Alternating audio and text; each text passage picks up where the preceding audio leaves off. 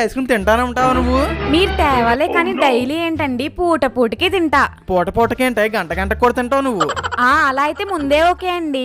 అయినా నువ్వు నన్ను కదే ఐస్ క్రీమ్ షాప్ ఉంటే పెళ్లి చేసుకోవాల్సింది, కరెక్ట్ గా సరిపోను నీకు. ఇప్పుడు నేను అదే అనుకుని బాధపడుతున్నానండి. ఏంటి ఏదో నోట్లో కొనుక్కుంటున్నావు? ఏం లేదండి, నాకేం ఫ్లేవర్స్ కావాలా అని ఆలోచించుకుంటున్నాను.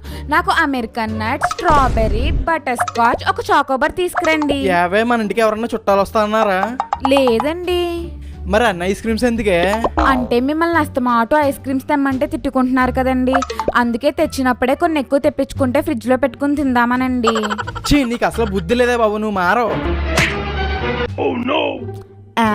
ఐస్ క్రీమ్స్ తీసుకురావడం మాత్రం మర్చిపోకండి.